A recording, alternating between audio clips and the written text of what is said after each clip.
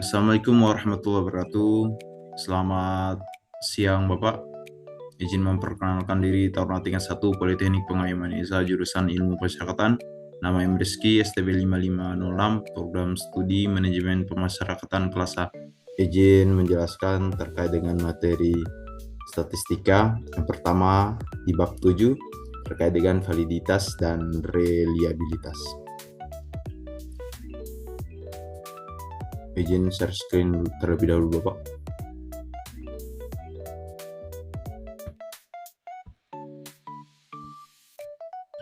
Oke. Benar atau tidaknya data sangat menentukan bermutu tidaknya hasil penelitian. Benar atau tidaknya data bergantung dari baik atau tidaknya instrumen pengumpulan data.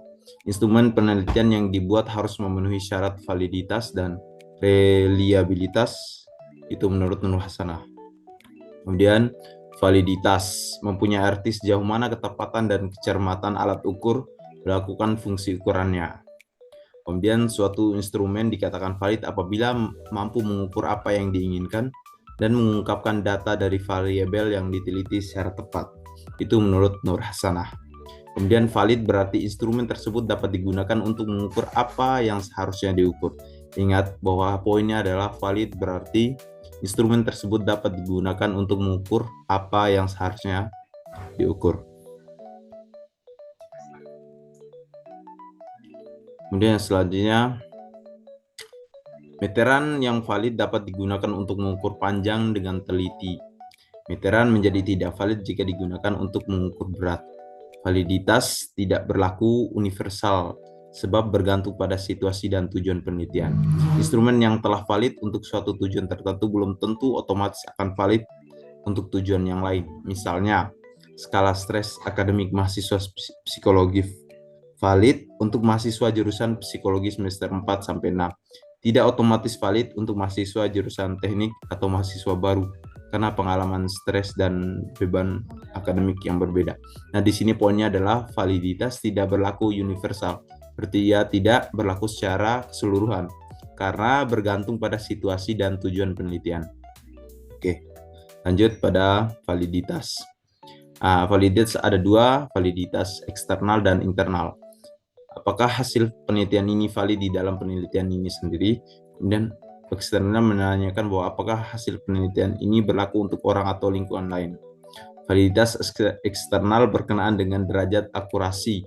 Apakah hasil penelitian dapat digeneralisasikan atau diterapkan pada populasi di mana sampel tersebut diambil. Dan validitas internal berkenaan dengan derajat akurasi. Desain penelitian dengan hasil yang dicapai.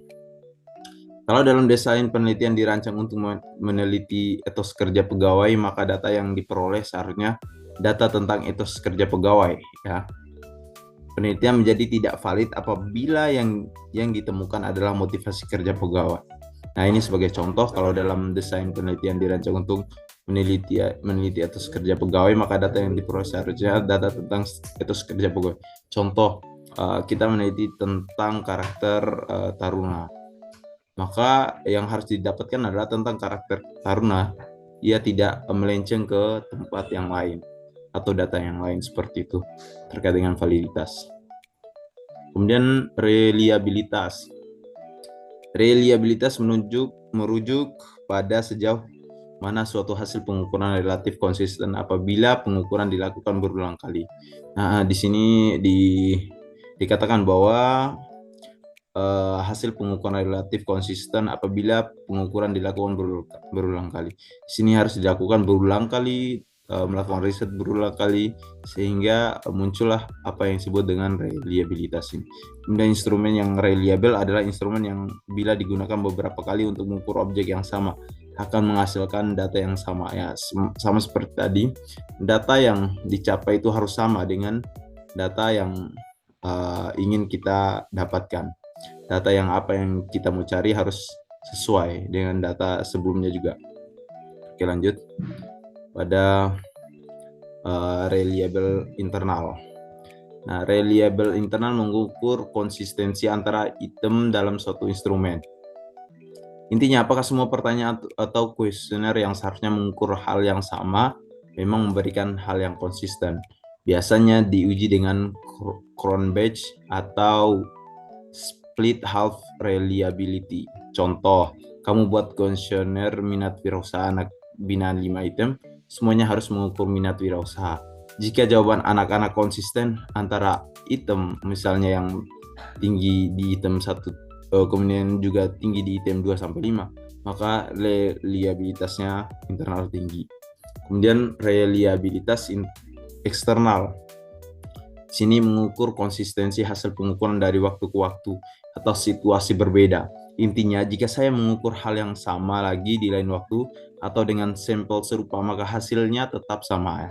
Ini yang disebut dengan retest atau reliability. Kemudian, di sini juga ada contoh ketika kamu beri kuesioner minat wirausaha hari ini, lalu diberi 2 minggu kemudian. Dan jika skor anak-anak relatif sama, berarti reliabilitasnya eksternal tinggi.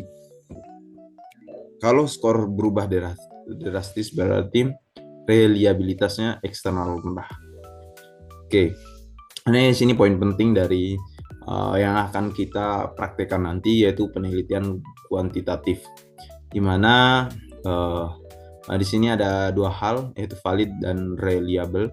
Nah, yang pertama kita akan membahas tentang valid. Jika nilai sig-nya, Pearsonnya correlation-nya kurang dari 0,5. Nah, ini ya poinnya. Kemudian membandingkan nilai R hitung dengan nilai R tabel, yaitu nilai yang memang udah ditetapkan dalam tabel R produk momen. Nah, kemudian reliable jika nilai Cronbach-nya alpha kurang dari 0,70. Oke. Di sini Cronbach alpha item deleted. Artinya Cronbach alpha yang akan didapatkan jika suatu item tertentu dihapus dari instrumen. Tujuannya untuk mengecek apakah ada item yang mengganggu konsistensi. Misal kamu punya 5 pertanyaan di kuesioner. Cronbach alpha keseluruhan 0,75. Lihat tabel Cronbach alpha. Nah, di sini dijelaskan bahwa item 5 sampai jika dihapus, alpha naik menjadi 0,80 karena konsistensi instrumen lebih baik tanpa item 5. Kemudian item 1 jika dihapus, alpha turun menjadi 0,73. Item ini mendukung konsistensi sebaiknya tetap. Oke. Ini penelitian kualitatif.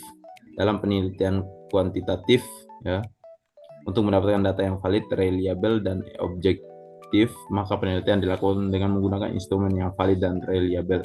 Dilakukan pada sampel yang mendekati benar. Dalam penelitian kuantitatif, untuk mendapatkan data yang valid dan reliable, yang diuji adalah instrumennya. Sedangkan dalam penelitian kualitatif, yang diuji adalah datanya. Oke. Nah, menurut Susan Steinbeck juga menyatakan bahwa penelitian kuantitatif lebih menekan pada aspek reliabilitas, sedangkan penelitian kualitatif menekan pada aspek validitas. Ini merupakan penelitian tentang penelitian kualitatif yang mengatakan bahwa dalam penelitian kualitatif terdapat data yang dinyatakan valid apabila tidak ada perbedaan antara yang dilaporkan peneliti dengan apa yang sesungguhnya terjadi pada objek yang diteliti. Tetapi kebenaran realitas data menurut penelitian kualitatif tidak bersifat tunggal, tetapi jamak, bergantung pada konstruksi manusia, dibentuk dalam diri seseorang sebagai hasil proses mental tiap individu dengan berbagai latar belakang. Oleh karena itu, bila terdapat 10 peneliti dengan latar belakang yang berbeda meneliti pada objek yang sama, akan mendapatkan 10 temuan dan semuanya dinyatakan valid kalau apa yang ditemukan itu tidak berbeda dengan kenyataan yang sesungguhnya terjadi pada objek yang diteliti. Berarti ini dinyatakan valid karena memang datanya yang dilakukan penelitian dan data yang pada objeknya itu sama. Oke. Selanjutnya, validitas data dalam penelitian kualitatif meliputi uji credibility tentang validitas internal, kemudian transferability tentang validitas eksternal. Dan selanjutnya tentang penelitian kualitatif yang pengertian reliabilitas dalam penelitian kuantitatif sangat berbeda dengan reliabilitas penelitian kualitatif. Hal ini terjadi karena mendapat perbedaan paradigma dalam melihat realitas. Menurut penelitian kualitatif, suatu realitas itu bersifat majemuk atau ganda atau dinamis selalu berubah, sehingga tidak ada yang konsisten dan berulang seperti semula. Dalam penelitian kualitatif, istilah reliabilitas sering diganti atau disertakan dengan dependability. Suatu penelitian yang reliable adalah apabila orang lain dapat mengulangi atau mereplikasi proses penelitian tersebut. Dalam penelitian kualitatif, uji dependability dilakukan dengan melakukan audit terhadap keseluruhan proses penelitian. Bagaimana penelitian mulai menentukan masalah atau fokus, memasuki lapangan, menentukan sumber data, melakukan analisis data, melakukan uji keabsahan data, sampai membuat kesimpulan harus dapat ditunjuk oleh peneliti. Nah, ini merupakan ilustrasi sederhana. Bayangkan kamu meneliti minat wirausaha anak binaan di LPKA. Kalau kamu hanya menulis kesimpulan seperti sebagai besar anak binaan ingin berwirausaha karena ingin mandiri, tanpa audit trial, orang bertanya, dari mana kamu tahu itu? Bagaimana proses codingnya? Apakah semua anak bilang begitu? Tapi kalau kamu menyertakan audit trial, data, catatan wawancaranya lengkap, kemudian hasil coding, tema, kemudian misalnya kemandirian kehidupan setelah bebas, dukungan keluarga, memo interpretasi, kemudian catatan refleksi saat analisis, itu merupakan salah satu yang menjadi pelengkap atau mendukung dari data atau penelitian yang Anda lakukan. Nah, selanjutnya kita akan mencoba lakukan praktek terhadap uji validitas menggunakan SPSS. Sebentar kita akan coba melakukan uji coba terhadap validitasnya.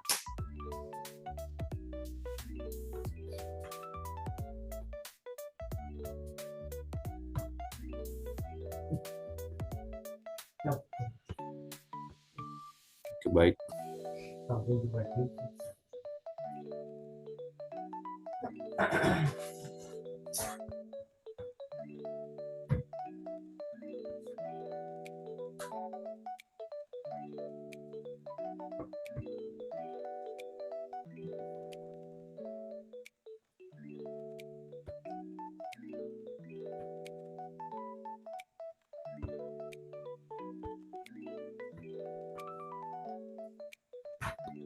Oke.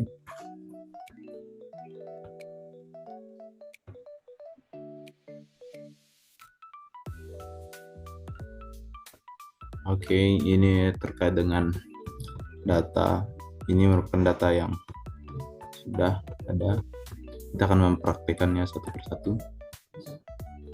Kita mengambil data sampai data ke-30.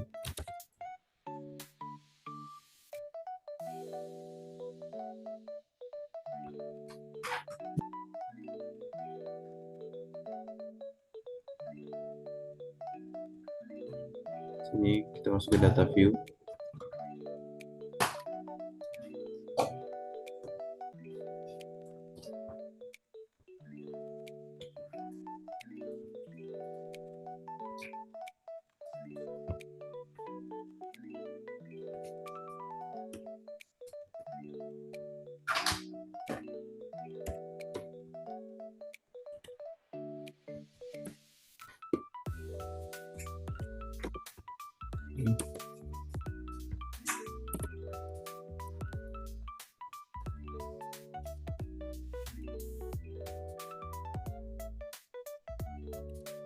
Ubah ke P.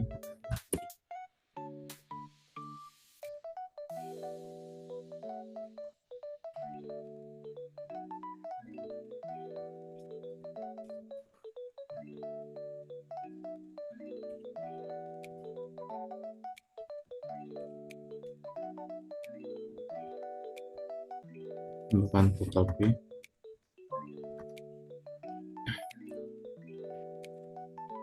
Total P-nya.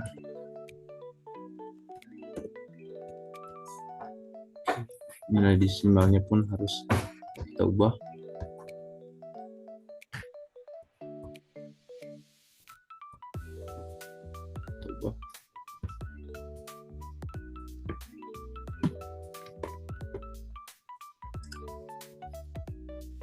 Oke, seperti diingatkan kan.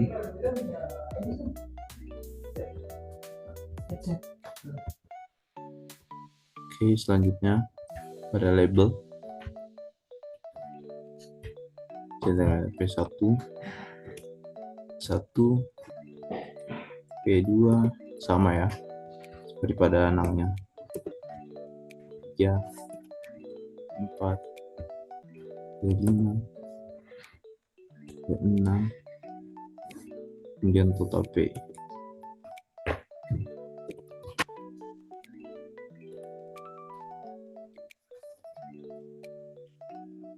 Nah, selanjutnya ya, kemudian salin data yang akan kita olah dari Excel ini, kita akan mencari data dari reliabilitasnya tadi ya, ulangi dari validitasnya tadi untuk menguji validitasnya tadi. Nah, selanjutnya klik menu analyze. Klik menu analyze. Kemudian setelah klik menu analyze, pindahkan semua item kita masuk dulu ke analyze-nya. Kemudian kita klik correlate. Nah, ini dia. Kemudian ini setelah correlate brevetnya, nah kita pindahkan semua ke tabel variabelnya. Oke. Kedua.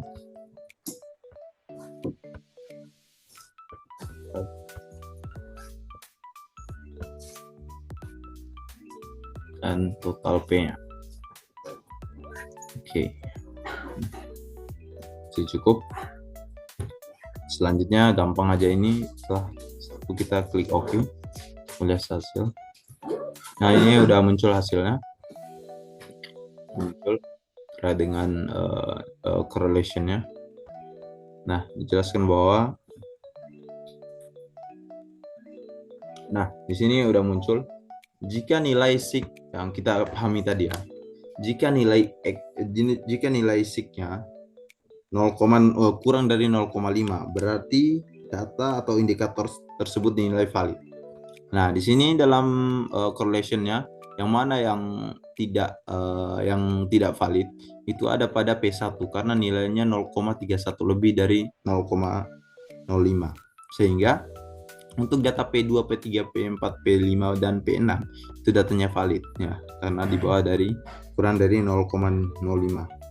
Nah, jika nilai persen hasil olahan SPSS tersebut lebih besar dari R tabel, lihat tabel R pada produk momen, maka item indikator tersebut valid.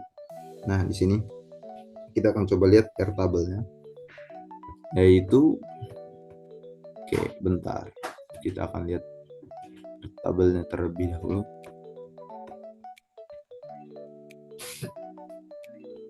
Nah, ini dari R tabelnya, yaitu nilai N-nya yaitu 30.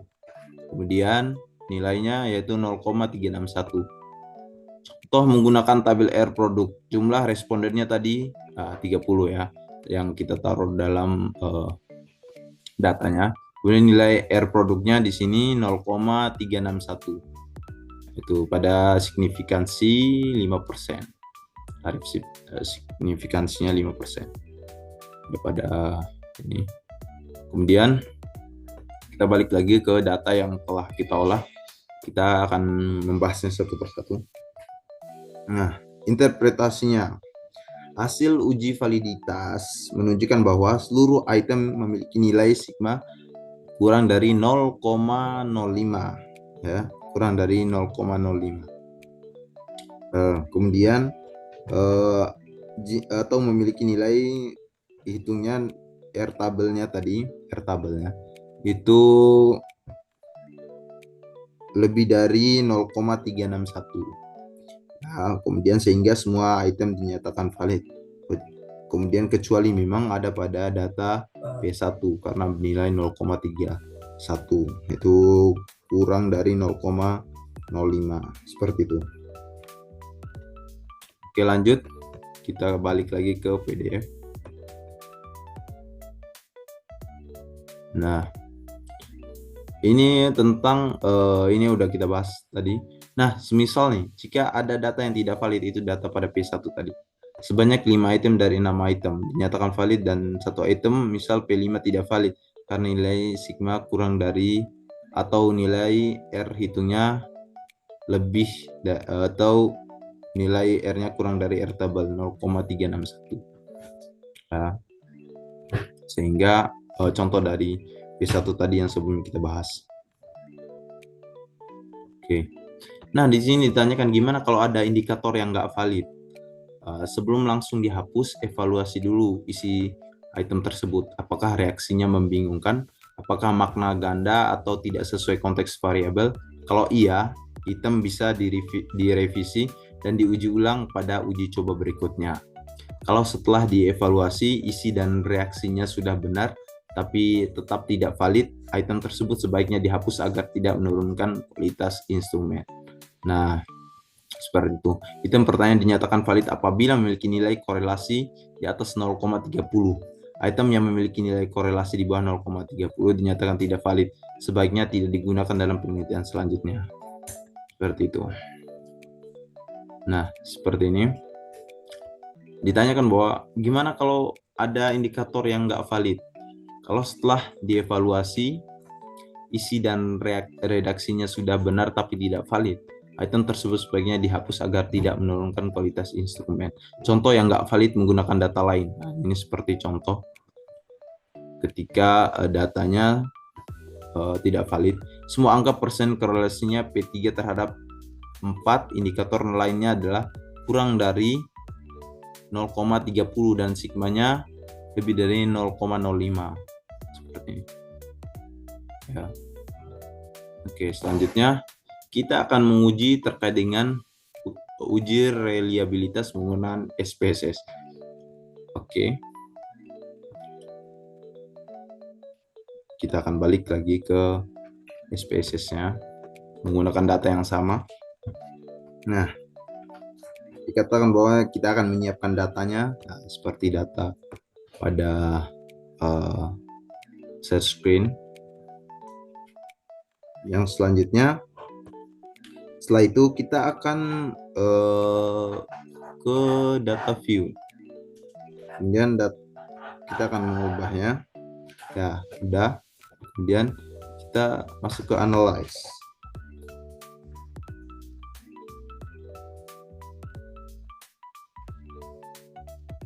Ya, tentunya kemudian kita perhatikan baik-baik teman-teman ke scale. Kemudian setelah itu kita ke reliability tentunya. Nah, perbedaannya di sini ketika tadi kita masukkan semua ke itemsnya, sekarang untuk yang tidak dimasukkan itu total P-nya. Rekan-rekan. Oke. Nah, ada perbedaan sedikit juga bahwa di dalam prosesnya di sini kita harus masuk ke beberapa program. Kita masukkan ke statistik dulu.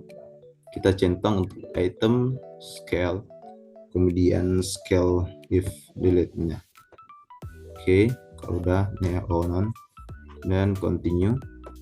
Oke, kita klik oke di sini. Nah, telah muncul scale-nya. Nah, yang perlu kita perhatikan di sini adalah Cronbach alpha-nya. Ya.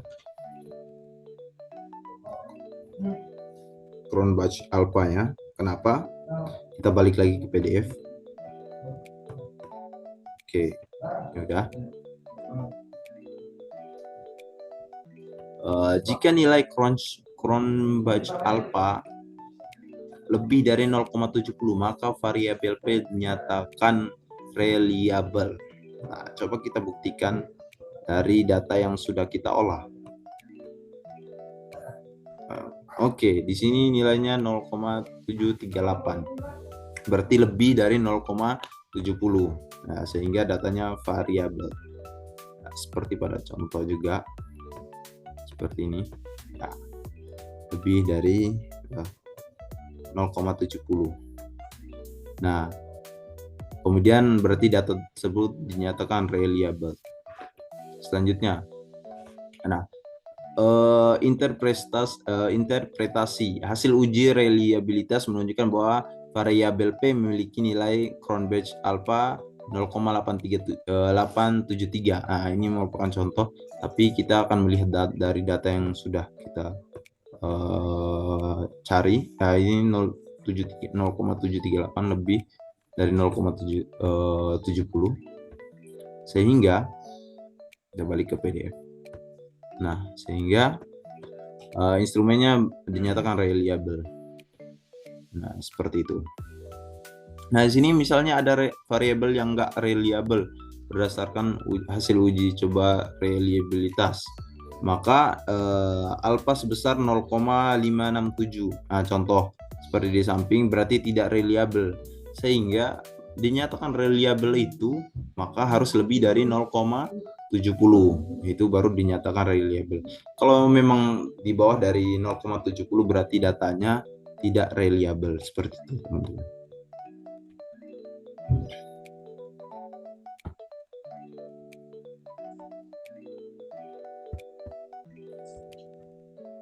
Pada bab 8 dikatakan bahwa ini terkait dengan uji persyaratan analisis data, yaitu uji normalitas. Uji normalitas adalah cara sederhana untuk memeriksa apakah data yang Anda kumpulkan menyebar seperti lonceng atau tidak. Itu pentingnya karena banyak alat statistik memerlukan data yang normal untuk memberikan hasil yang akurat. Caranya bisa dengan melihat secara visual seperti histogram untuk menggunakan tes statistik seperti Kolmogorov, Smirnov, atau Shapiro. Nah, pertama uji normalitas menggunakan Linear Force. Kita coba bedah satu-satu. Ini ada merupakan uji normalitas menggunakan Linear Force, kemudian Kolmogorov, ya.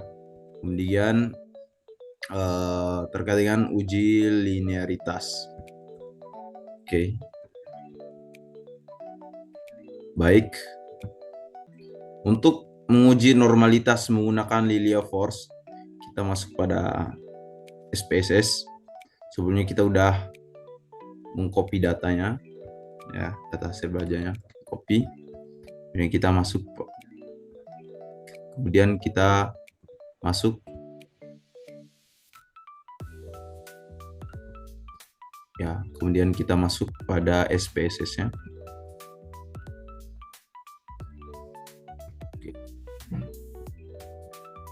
File, new,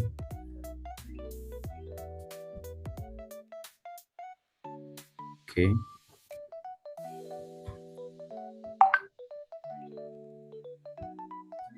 Oke, udah. Sehingga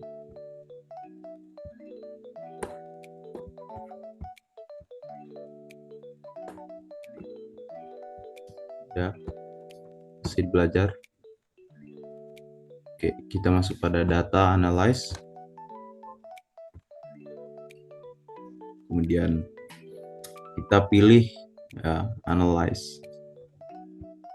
Oke. Kemudian kita akan pilih pada deskriptif, ya, ini kita pilih explore. Ini untuk menguji data dari uji normalitas dari menggunakan Linear Force, ya. Kita akan coba satu-satu. Nah, sehingga ini klik OK, ya, muncul datanya. Nah,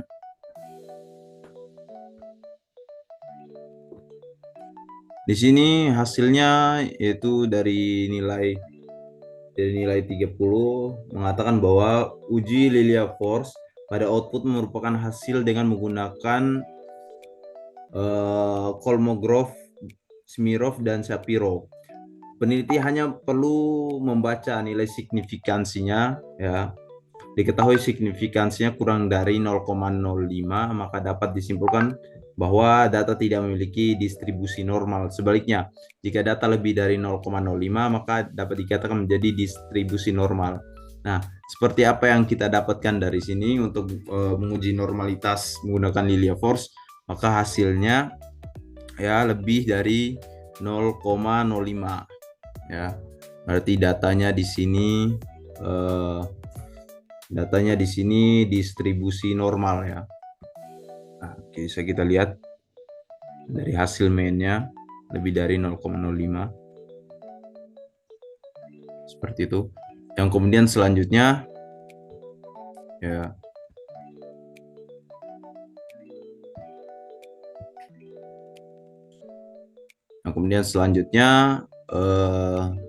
di sini jelaskan bahwa dari hasil penelitian hipotesis dari Lilia Force ini bahwa data memiliki distribusi normal ketika jika signifikansinya lebih dari 0,5 maka HO-nya diterima, ya.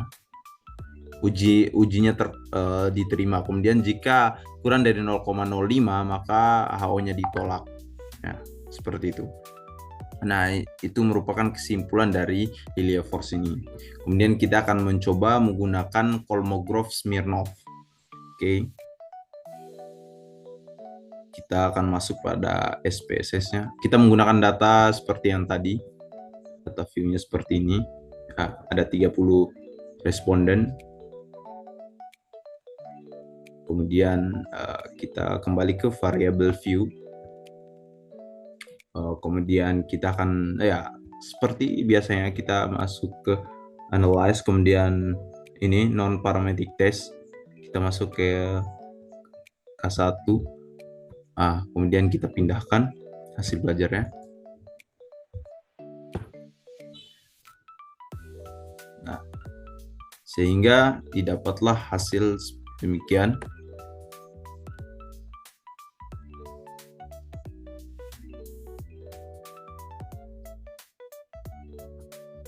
Oke.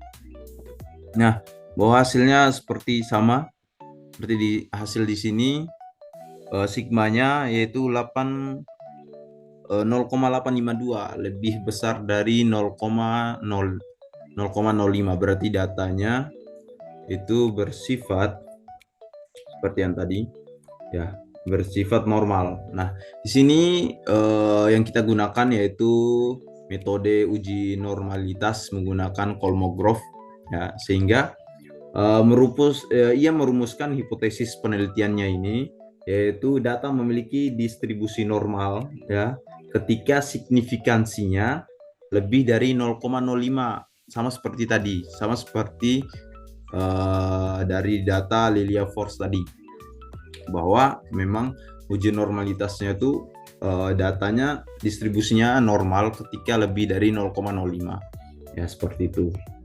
Kemudian yang selanjutnya, kebalikan dari distribusi yang normal tadi, jika distribusi tidak normal berarti ia kurang dari 0,05, seperti itu. Selanjutnya kita akan masuk pada uji linearitas. Uji linearitas adalah pengujian statistik untuk melihat apakah ada hubungan yang berbanding lurus linear antara dua variabel, seperti hubungan antara variabel bebas X dan variabel terikat. Uji ini sering menjadi syarat sebelum melakukan analisis lain seperti regresi linear. Sederhananya, uji ini untuk memastikan bahwa hubungan antara dua hal tersebut dapat digambarkan sebagai garis lurus. Oke. Ini merupakan contohnya, tapi kita akan mencoba praktek sendiri. Oke, baik. Sebelumnya kita ke new. Oke.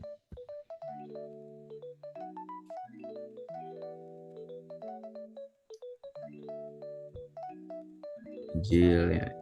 Ini dia.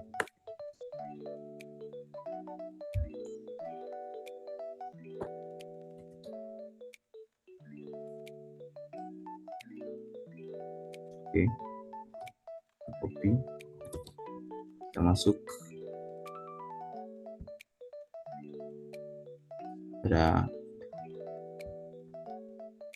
data sebelumnya.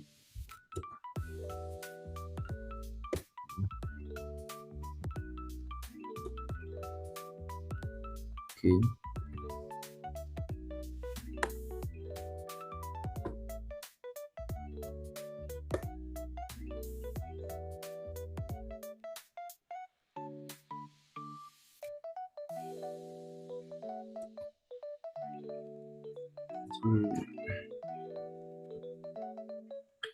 Diuji linearitas ini. Oke.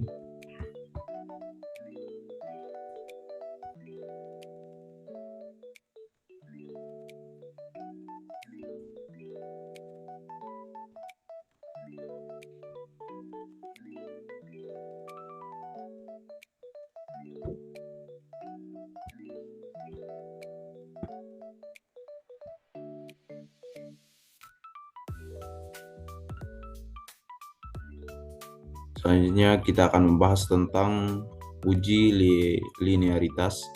Ya, di sini merupakan contoh yang namun kita akan mencoba. Oke. Kita akan ambil data dari ini, data uji linearitas. Copy. Kemudian kita taruh pada data view. Oke.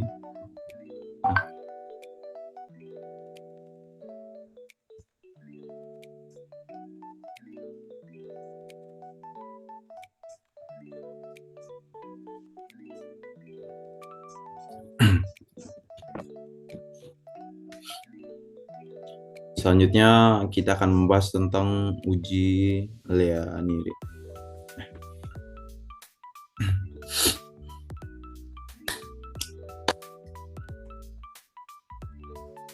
Selanjutnya kita akan membahas tentang uji linearitas. Sebelumnya kita akan share screen.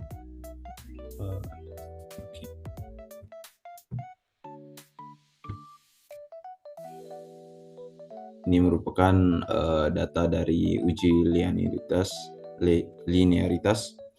Kita dapat dari data seperti ini. Kita pahami dulu ya.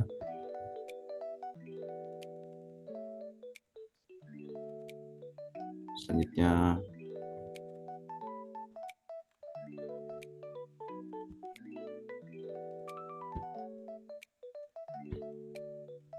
oke, kita pahami dulu uji linearitasnya bahwa di sini terdapat hubungan yang linear secara signifikan antara variabel kecerdasan intelektual IQ dengan variabel hasil belajar. Di sini dijelaskan bahwa jika nilai deviation from linearity sigmanya kurang dari 0,05, maka ada hubungan yang linear secara signifikan antara variabel independen dengan variabel dependen dengan HO diterima. Jika nilai deviation from linearity-nya sigma kurang dari 0,5, maka tidak ada hubungan yang linear secara signifikansi antara variabel independen dengan variabel dependen. Maka kita akan coba. Ini merupakan data yang udah ada.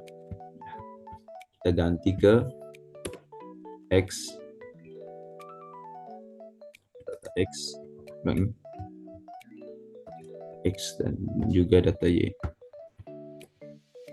Oke. Ini kita kurangi 0.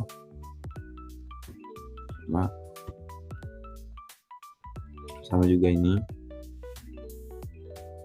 X dan juga Y. Oke. Setelah itu ini merupakan salah satu uji dari linearitas, masuk ke analyze seperti biasa. Kemudian kita ke ini, ke mains. Ya. Ini di bawah, B-nya di atas. Oke. Setelah itu optionnya dan centang di sini.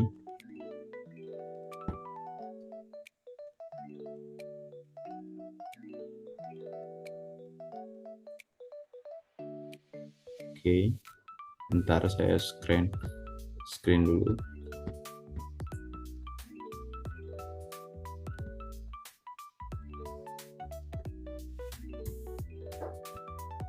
Oke, di sini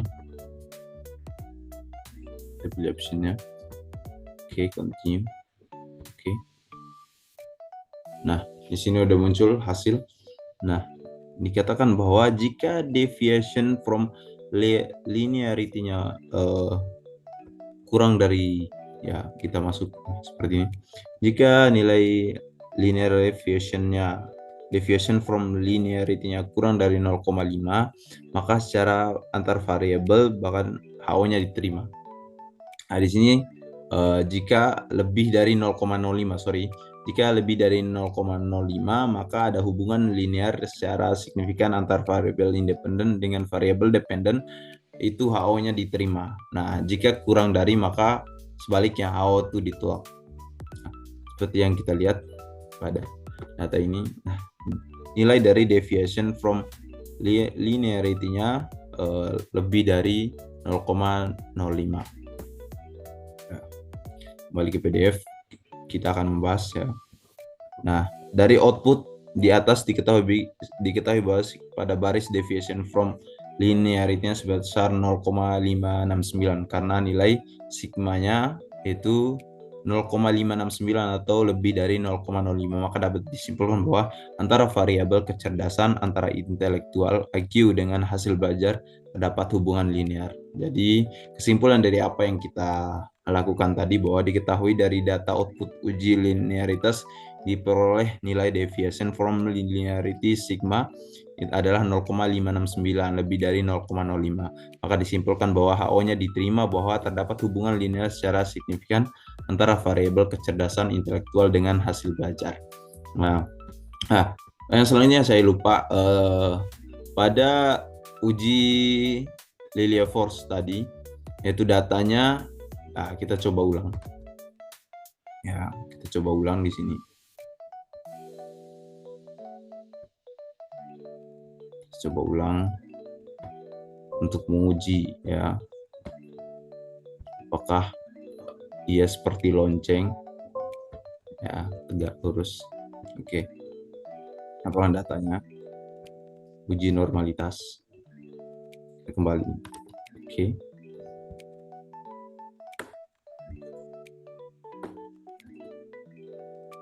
Baik, selanjutnya kita masuk ke prosesnya. Oke.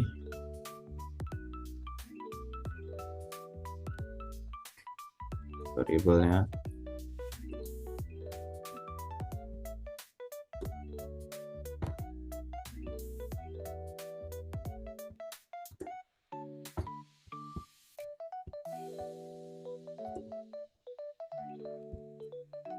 ulang.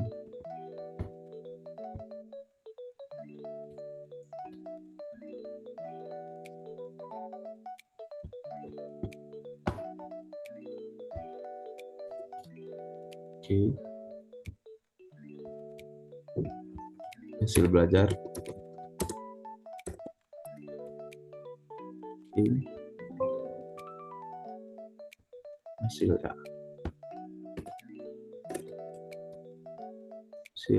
Ini hasil belajar itu semuanya kita turunkan.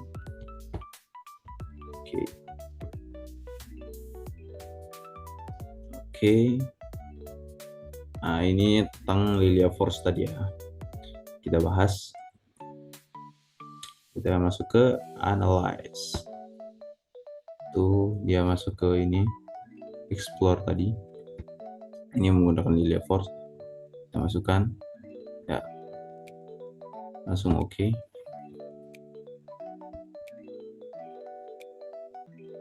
Lagi analyze, Oke, sorry, udah kelupaan tadi di statistiknya.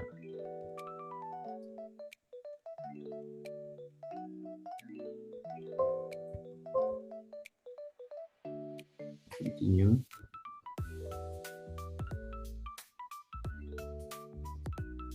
Oke, histogram.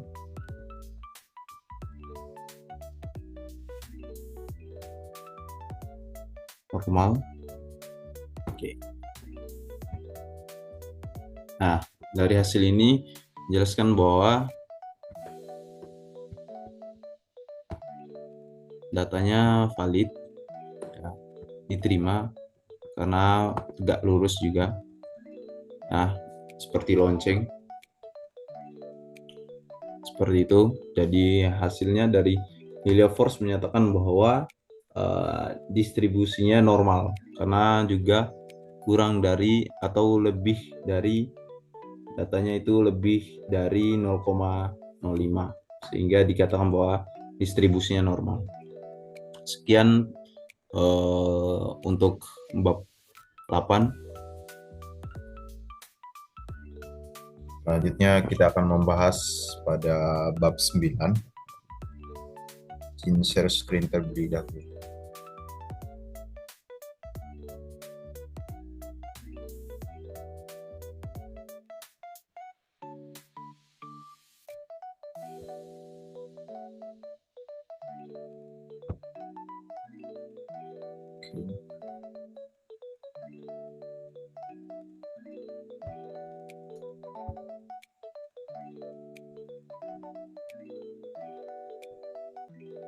Pada bab 9 kita akan menganalisis regresi dan korelasi berganda.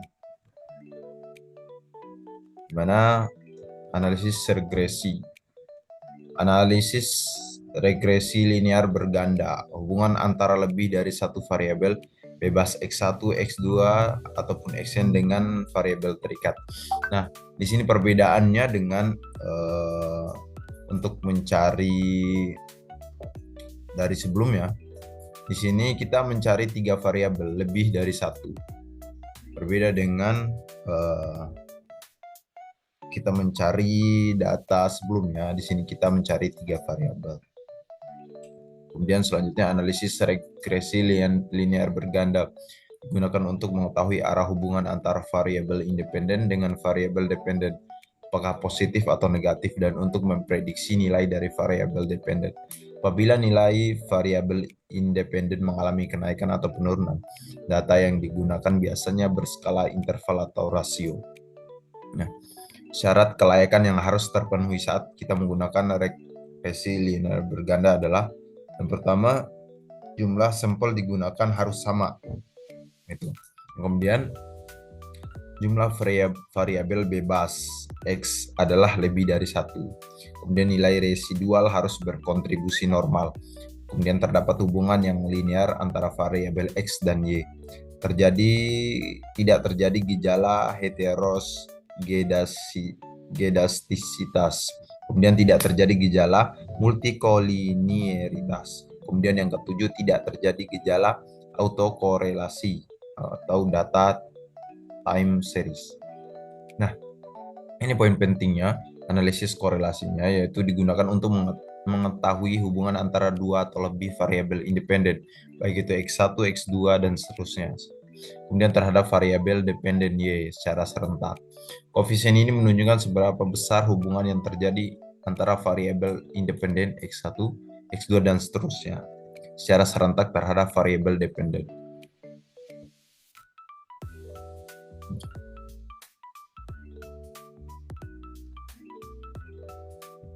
Kemudian kriteria interpretasi koefisien korelasi menurut Sugiono 2007 adalah 0,00 sampai dengan 0,199 itu sangat rendah.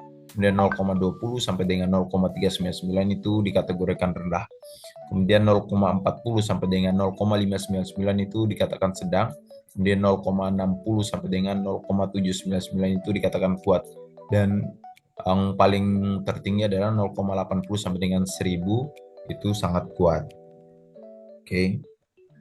Di sini kita menganalisis regresi. Uji koefisiensi regresi secara bersama-sama. Uji ini digunakan untuk mengetahui apakah variabel independen X1, X2, dan seterusnya secara bersama-sama berpengaruh secara signifikan terhadap variabel dependen, atau untuk mengetahui apakah model regresi dapat digunakan untuk memprediksi variabel dependen atau tidak. Tahap-tahap untuk melakukan uji F adalah sebagai berikut. Nah, pertama, merumuskan hipotesis. Tidak ada HO tidak ada pengaruh secara signifikan antara X1, X2, dan Xn secara bersama-sama terhadap Y. HA ada pengaruh secara signifikan antara X1 dan X2 dan seterusnya secara bersama-sama terhadap Y. Kemudian menentukan tingkat signifikansi. Kemudian menentukan F hitung dan F tabel. Dan kriteria pengujian. HO diterima bila F hitung kurang dari F tabel, atau HO ditolak bila F hitung kurang dari F tabel. Kemudian HO diterima bila sigma lebih dari 0,05, atau HO ditolak bila sigma kurang dari 0,05. Kemudian membandingkan F hitung dengan F tabel.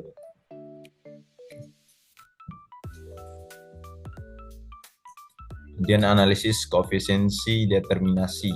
Analisis dalam regresi linear berganda digunakan untuk mengetahui persentase sumbangan pengaruh variabel independen X1, X2, dan seterusnya secara serentak terhadap variabel dependen. Koefisien ini menunjukkan seberapa besar persentase variabel-variabel independen yang digunakan dalam model manapun. Ulangi, dalam model mampu menjelaskan variasi variabel dependen.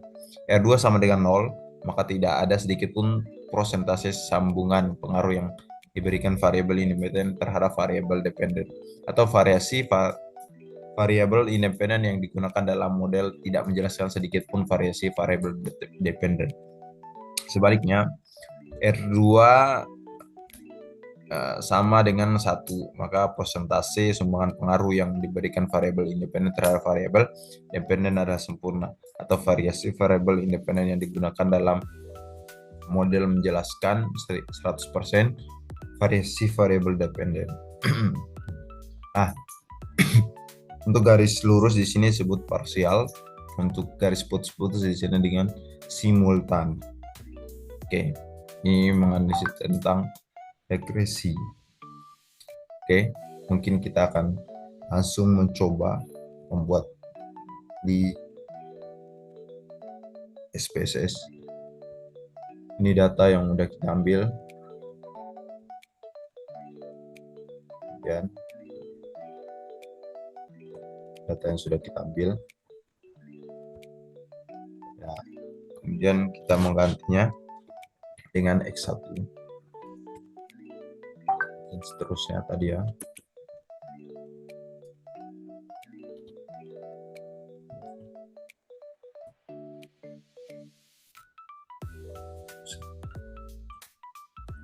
Kemudian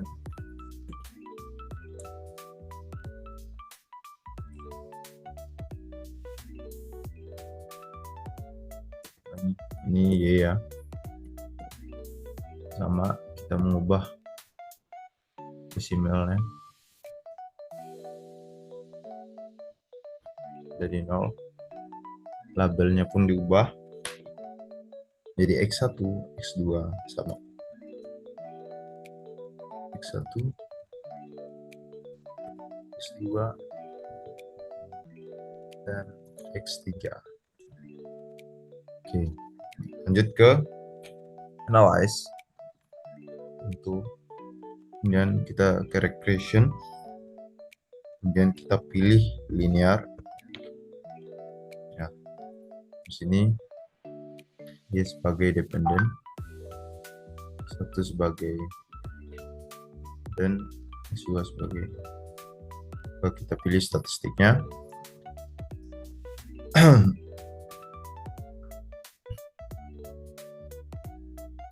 Pinnya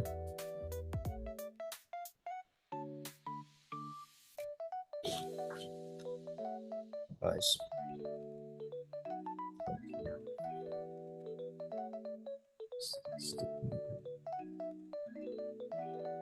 Senin dulu plots Instagram intinya.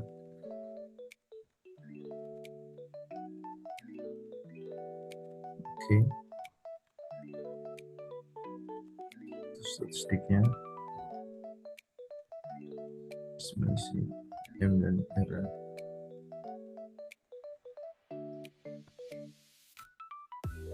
Punya pun plotsnya itu. Oke. Ya.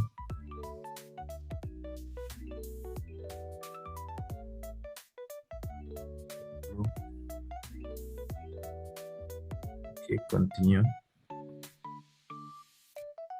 Plotsnya kita ngecek lagi.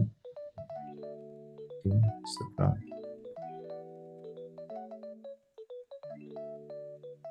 oke, muncul di sini. Ya.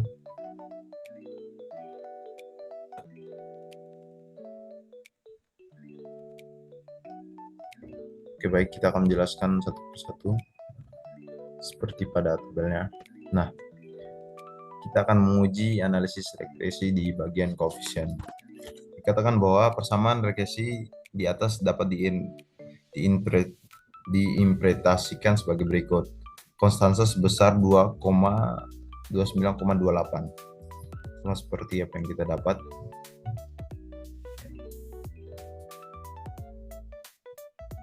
Oke.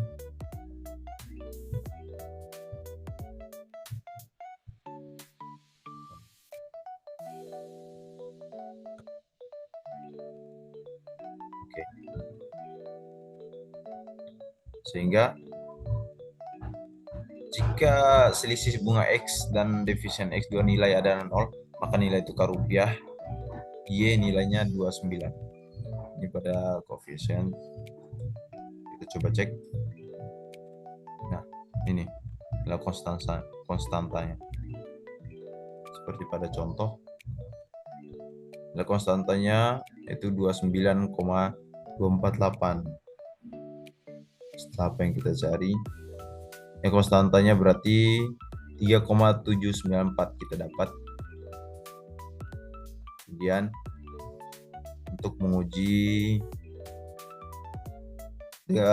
Kemudian kita lanjut, koefisien regresi variabel selisih suku bunga X1 sebesar 0,710, artinya jika variabel independen lain nilai tetap dan selisih suku bunga mengalami kenaikan 1%, akan mengalami kenaikan sebesar 0,710 ya, selisih bunga.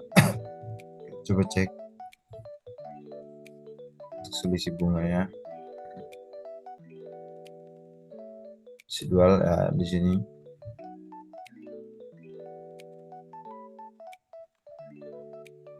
Masalah dividen.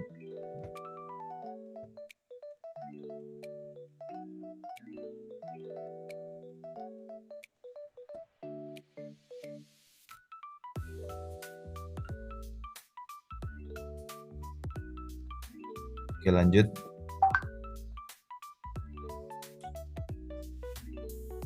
Ayo pada analisis korelasi. Berdasarkan tabel di atas diperoleh angka R sebesar 0,802. Hal ini menunjukkan bahwa terjadi hubungan sangat kuat antara selisih suku bunga dan dividen terhadap nilai tukar rupiah.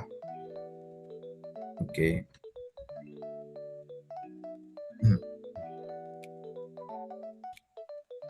Summary.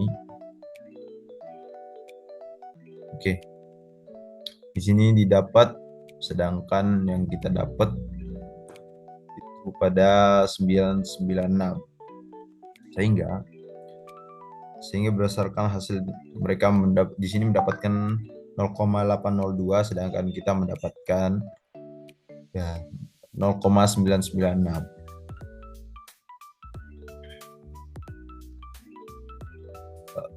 Kemudian hal ini menunjukkan bahwa terjadi hubungan yang sangat kuat antara selisih suku bunga dan dividen terhadap nilai tukar rupiah. Berarti apa yang telah kita dapatkan itu menunjukkan hubungan yang sangat kuat antara selisih suku bunga dan dividen terhadap nilai tukar rupiah. Ya, seperti yang kita dapatkan di sini. Ada terdapat nilai 996. Berarti artinya itu kuat ya terhadap hubungan antara selisih suku bunga dan dividen terhadap nilai tukar rupiah. Oke. Lanjut pada analisis regresi. Di sini kenapa saya mencari terlebih dahulu agar kita gampang terhadap memahami contoh dan juga yang telah kita praktek sehingga kita bisa mengimplementasikan apa yang kita telah pahami dari teori ini ke dalam praktek yang telah kita lakukan sebelumnya. Lanjut pada uji koefisien regresi secara bersama-sama, simultan UGF. HO tidak akan berpengaruh secara signifikan antara selisih bunga dan dividen secara bersama-sama terhadap nilai tukar rupiah. Kemudian HA berpengaruh secara signifikan antara selisih bunga dan dividen secara bersama-sama terhadap nilai tukar rupiah. Nah, kita akan mencoba menentukan tingkat signifikansinya. Ya. Oke.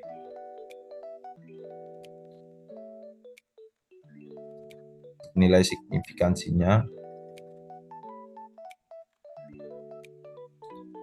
ini berpengaruh karena lebih dari 0,05. Nah, berarti dapat disimpulkan bahwa pengaruh secara signifikansi ada pengaruh secara signifikan ya terhadap selisih bunga dan dividen secara bersama-sama. Karena apa? Ya, karena nilai dari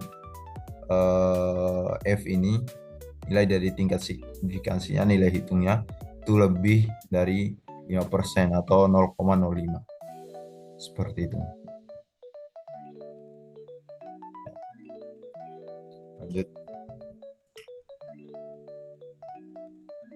Selanjutnya yaitu kita menentukan F hitung dan F tabel. Ya.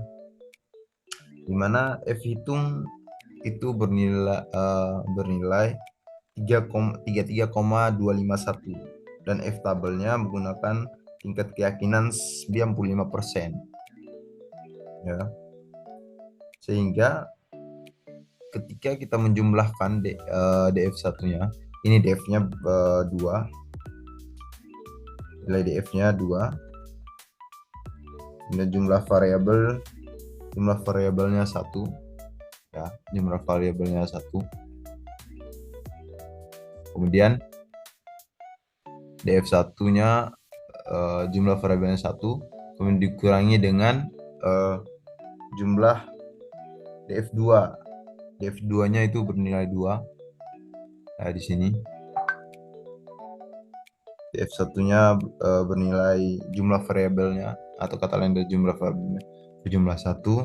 Dan sini kita dapat DF2-nya bernilai 2. Sehingga kita membuktikan bahwa untuk menghitungnya yaitu itu jumlah 40 dari jumlah yang kita dapat, kemudian dikurangi dengan jumlah variabel, kemudian dikurangi dengan nilai DF2 yang bernilai 1, sehingga didapat 40 kurang 2 kemudian kurang 1 sama dengan 37. Nah, di sini N adalah jumlah kasus dan K adalah jumlah variabel independen, sehingga hasil diperoleh pada tabel sebelumnya yaitu terdapat F tabelnya didapat 3,25. Nah, sehingga di sini berarti dapat kita simpulkan bahwa apa yang kita dapatkan itu sama dengan apa yang didapatkan pada contoh soal yang sebelumnya. Ini seperti itu.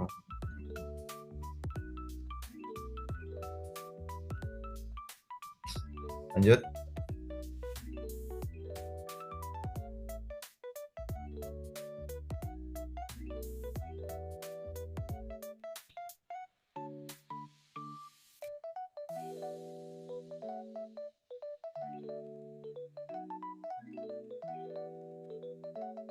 Karena nilai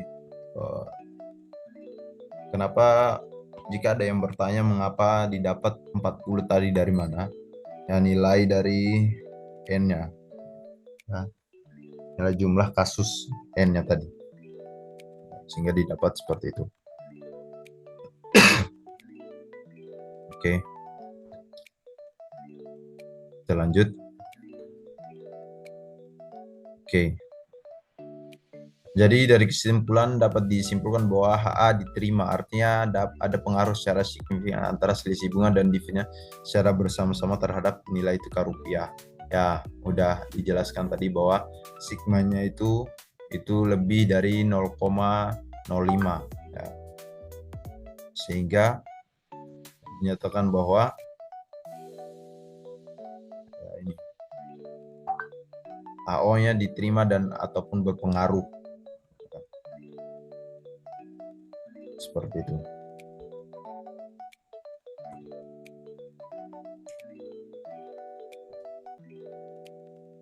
Baik.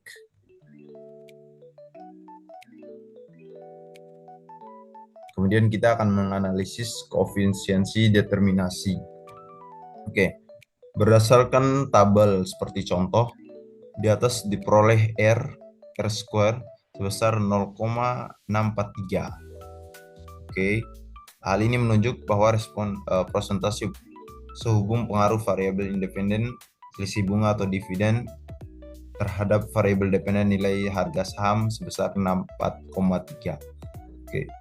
Atau variabel independen digunakan dalam model selisih suku bunga mampu menjelaskan sebesar 64,3%. Variabel dependen nilai tukar rupiah, sedangkan sisanya sebesar 35,7% dipengaruhi oleh variabel lain yang dimasukkan dalam metode penelitian. Nah, kita akan mencoba melihat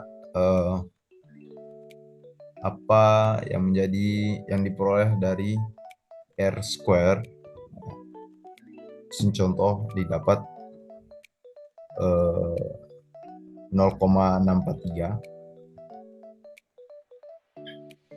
Oke. Untuk R square-nya di sini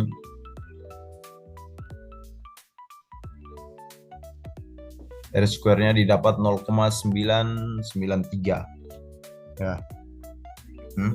Sehingga diperoleh R square-nya 0,993 atau disebut sebagai, atau kita bisa persenkan menjadi 99,2%.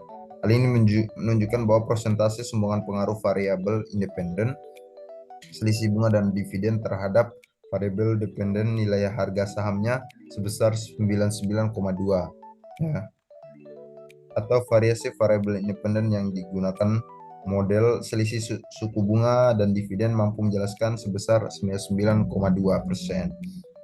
Variasi variabel nilai tukar rupiah, sedangkan sisanya sebesar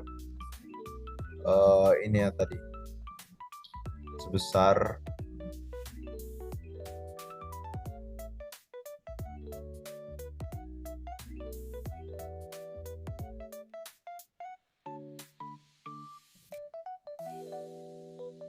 ya. Selanjutnya itu untuk menjelaskan R square-nya. R square telah kemudian selanjutnya standar error estimate menunjukkan bahwa banyak kesalahan model regresi dalam memprediksi nilai Y. Dari hasil regresi didapat nilai 15,881. Nah, di sini kita mendapatkan nilai regresinya yaitu standoff. Ya.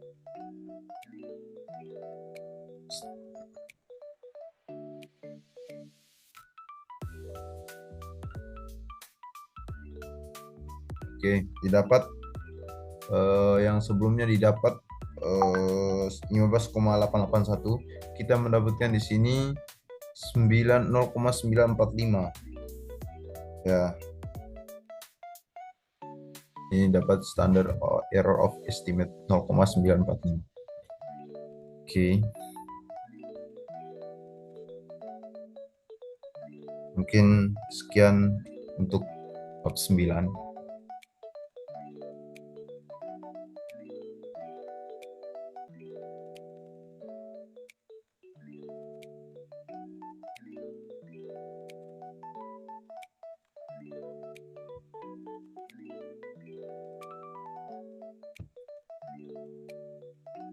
Selanjutnya kita akan membahas tentang bab 10.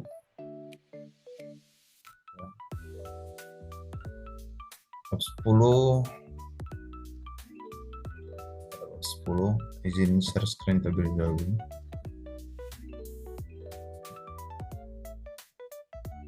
Di sini.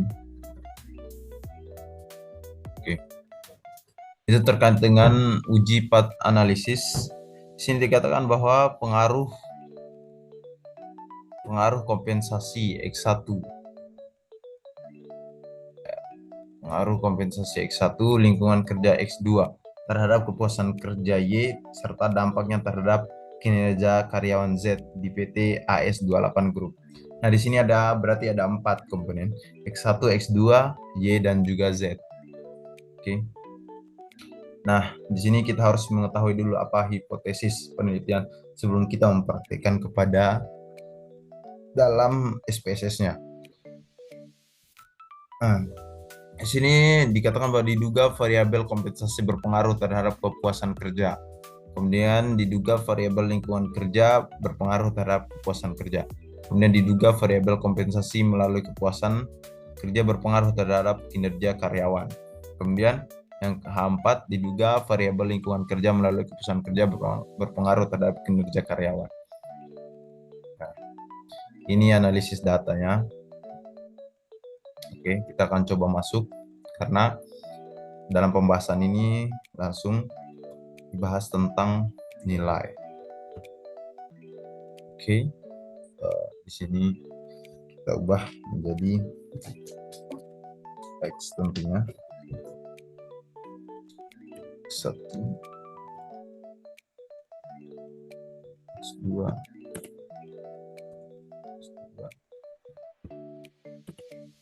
Y, Z. Oke.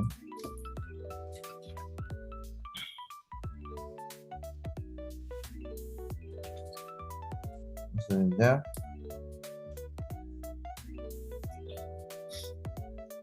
kita ke simbol terlebih dahulu. Kita penuh.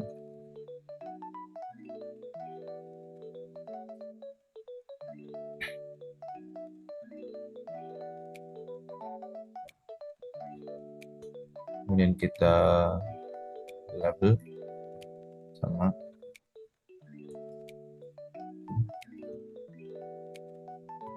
dua.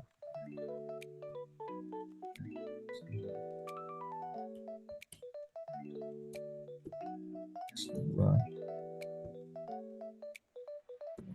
Tiga. Kita masuk ke Z. Kita ke analyze. Ini pada regression. Oke, ke linear. Yang menjadi pendennya 1 masuk.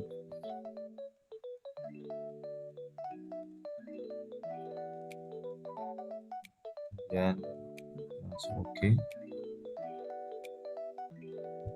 Sini udah didapat nilainya.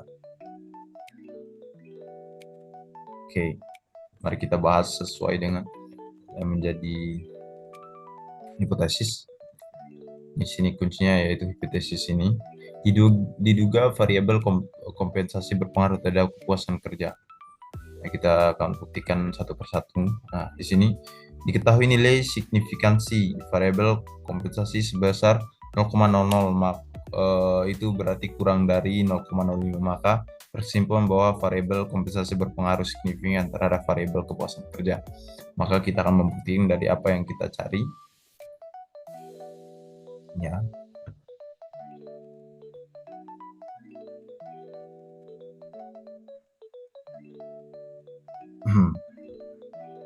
Dapat, sehingga sini kita dapat dari X1-nya 0,00, berarti sehingga dikatakan bahwa variabel kompensasi berpengaruh signifikan terhadap variabel kepuasan kerja, berarti H1-nya diterima. H1 diterima. Itu berkaitan dengan kompensasi berpengaruh terhadap kepuasan kerja. Kemudian yang selanjutnya pada X2 itu nilai signifikansi variabel lingkungan kerja. Lingkungan kerja sebesar 0,000, sebesar 0,000 ya, kurang dari 0,5. Berarti berkesimpulan bahwa lingkungan kerja berpengaruh signifikan terhadap variabel kepuasan kerja. Kemudian H2-nya diterima. Ya, karena kurang dari 0,05. Itu membuktikan bahwa variabel kompensasi berpengaruh signifikan terhadap variabel kepuasan kerja. Sama juga bahwa lingkungan kerja berpengaruh signifikan terhadap variabel kepuasan kerja. Sama.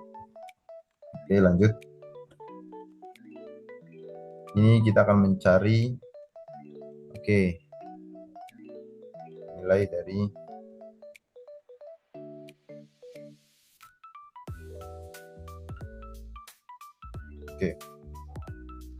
Nah, kunci utamanya di sini R square, yaitu ada pada nilai 0,993. Ya. Sekarang kita dianalisis untuk mencari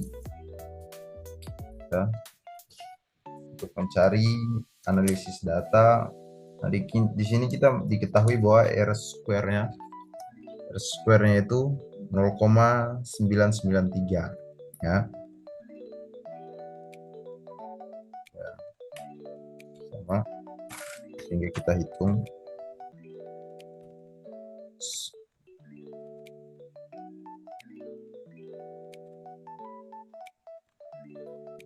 berarti di sini 0,9.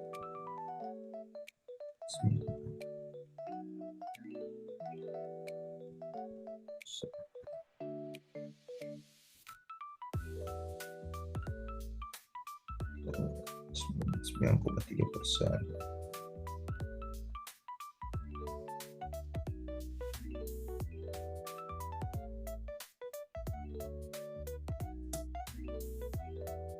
Oke, bentar. Kita akan mencoba menghitung. Berbeda dengan nilai yang ada pada contoh, sehingga kita harus mencarinya terlebih dahulu. Nah, 9 plus 1 dikurangi 0,993.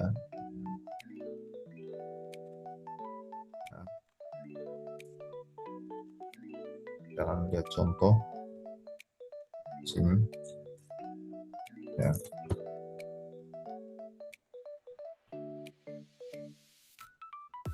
Oke, 7.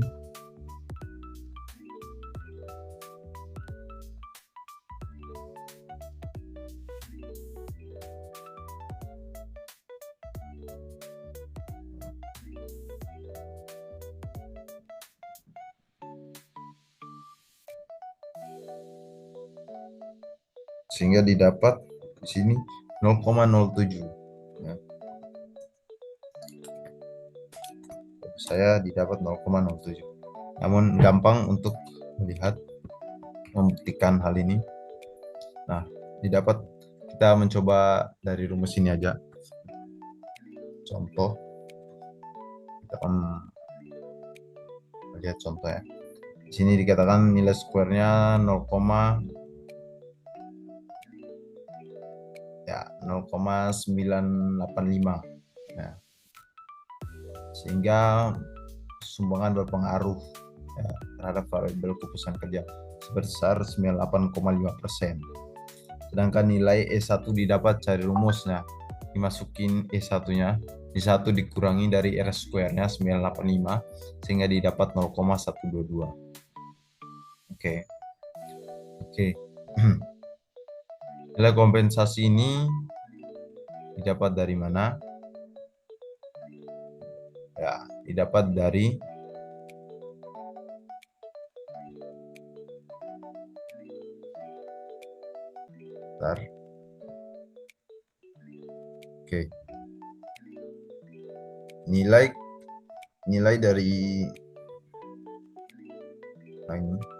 nilai dari kompensasi ini didapat dari mana?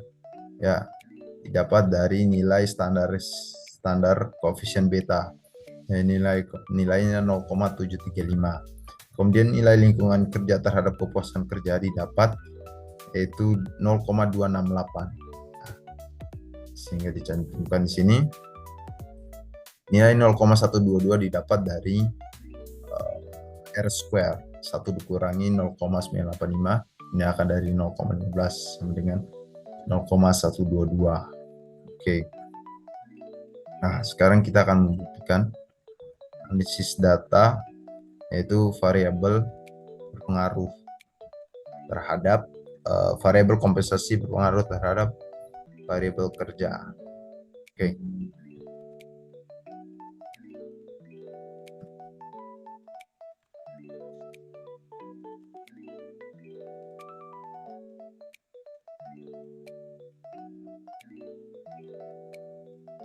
Oke, kita akan melihat contoh yang apa yang kita cari tadi dari koefisiennya.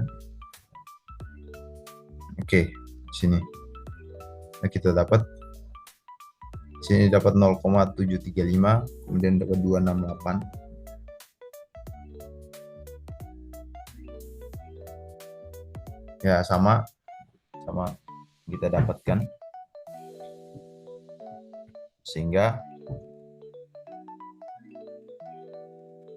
oke, lanjut di sini. Namun sebelum itu kita membahas ini terlebih dahulu. Diketahui nilai signifikansi variabel kompensasi itu, ya, kita buka ini aja. Oke. Di sini nilai koefisien ini. Oke.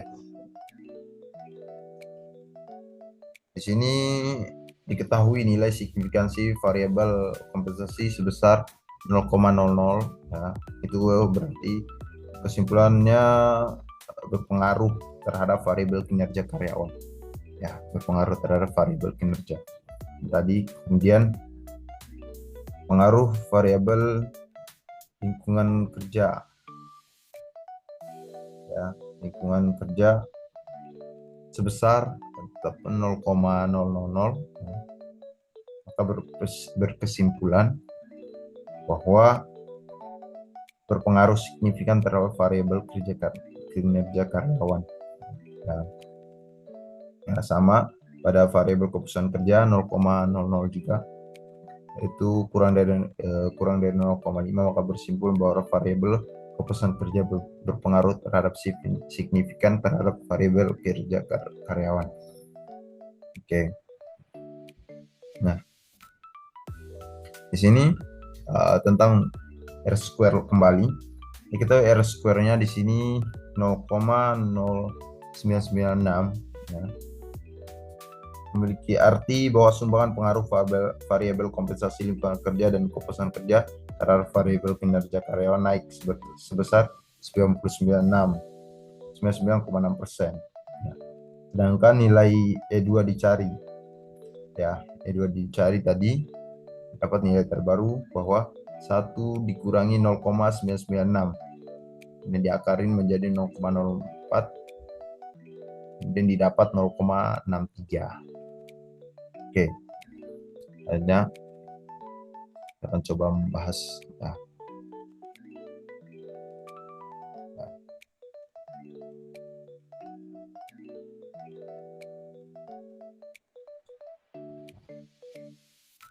Ini dapat 0,996 naik, ya, R square-nya. Nah, ini kompensasi. Ini merupakan nilai yang udah kita cari sebelumnya. Nah, kenapa didapat 0,245 ini? 0,245 ini didapat dari hasil bahwa diketahui pengaruh yang diberikan kompensasi terhadap kinerja karyawan sebesar 245 yang kita lihat dari kita cari sebelumnya, ya, ini 45, kemudian 0,87. Nah, ini untuk membuktikannya 0,87. Nah, atau kita coba lihat di apa yang kita cari. Ya, ya, ini ya.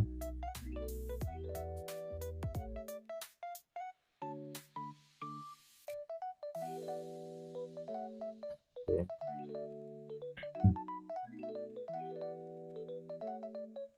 Kemudian E1-nya didapat, itu karena tadi dari atas, nah ini kurangan.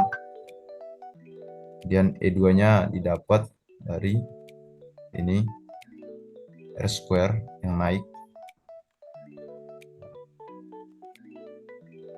Oke, kepuasan kerja. Ya, kepuasan kerja. Nah, kemudian eh,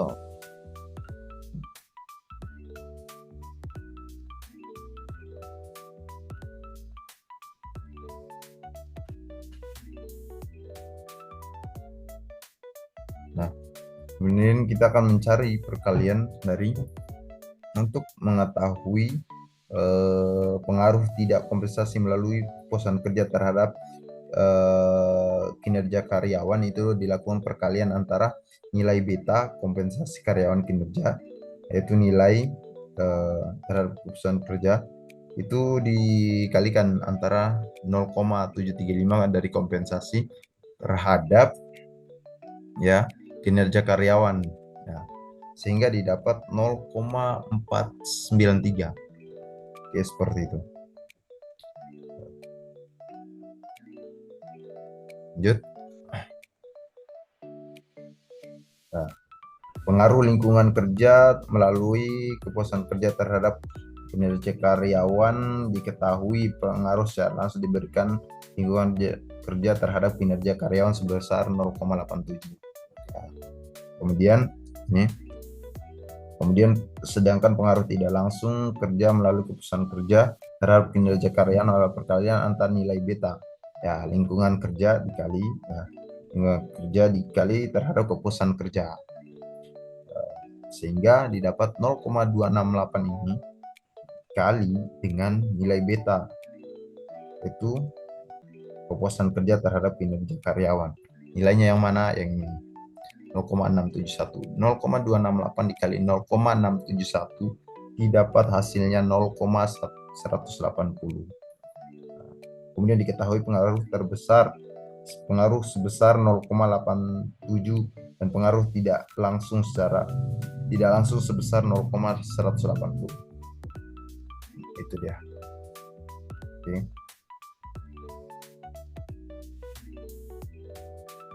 Jadi bisa disimpulkan bahwa pengaruh langsungnya sebesar 0,87. Kemudian pengaruh tidak langsungnya sebesar 0,180. Oke.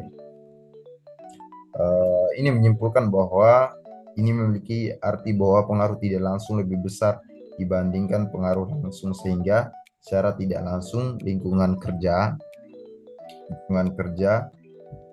melalui kepuasan kerja berpengaruh positif secara signifikan, pengaruh signifikan terhadap kinerja karyawan.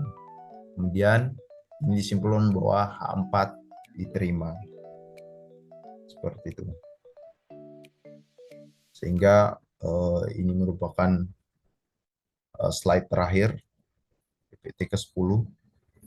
Mungkin lebih dan kurangnya mohon maaf. Wabillahi taufiq wal hidayah. Wassalamualaikum warahmatullahi wabarakatuh.